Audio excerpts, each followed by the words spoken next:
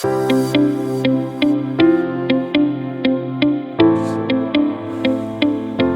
interesting question. I was like told to answer this question a few days back, and it's quite insightful to think about it, because we never thought about it for last 3 years.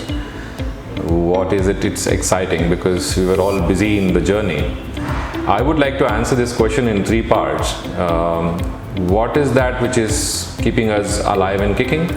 What is exciting on a daily basis, and what is our aspiration on what we want to do? I guess it's 3 years of association of mine with KredX, and I see diversified, experienced people from different sectors. They come and they just get excited with the idea, and they just forget what they have learned, and they try to unlearn and then learn. And the journey of learning, when you actually unlearn, and the kind of energy and togetherness, that's humongous, is what I could see in the last 3 years. Excitement is, if I need to talk about what excites me, it's the freedom which I get to think and to execute excites me. Now, I also realized that in the corporate world where I was for almost 2 decades, you have limited freedom. But the freedom, when I suddenly got 3 years back when I was part of KredX, I said, wow, this is scary. So freedom comes with responsibility. And that is what I realized, that freedom is also, you need to be responsible.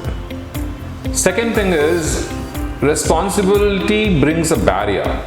So that's also I realized when I say freedom, and that's where you tend to make mistakes. Good part of this organization is that mistakes are dwelled and discussed as learnings.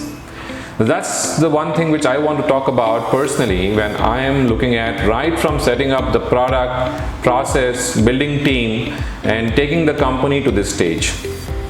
Second is what I observe in the flow in the company across departments is energy levels.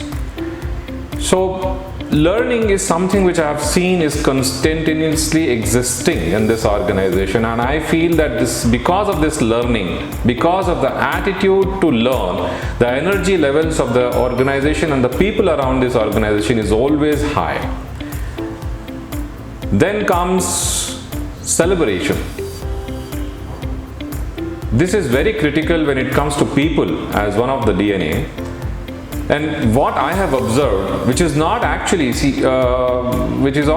structured, what I observed is that this company and this team around this company always celebrates the journey.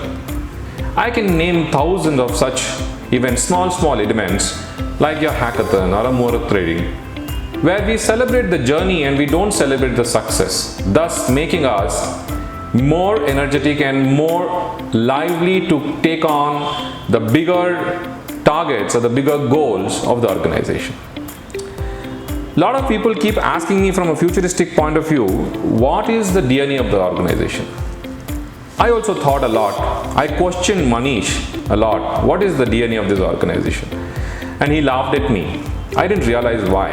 Because we come from the corporate world, we always felt that there should be a DNA. There was a eureka moment for me, and I learned that we should not have a DNA at this point of time. I would like to say this way, that we are in a discovery mode of a DNA. Because the day I decide this is my DNA, I feel I'm putting a barrier to a discovery. And today we are in the learning course of learning the DNA, what we want to be, and I guess we would like to be this way for quite long as a company. So in a way, if I need to talk about overall where we would like to head to, multiple products, lot of excitement, learning curve to be up and active, and what is one common goal is what I realized, and very simply put forth by our co-founders, is growth. And that is what I believe, that we should be only thinking growth in this company. When I say growth, people growth, product growth, revenue growth, volume growth, location growth, territory growth. So growth is something. So we have simplified the organization's goal to one only word, which is growth. And thus makes us what we are today, very aspirational to grow, very confident of the growth, like to have more people in the days to come. Thank you.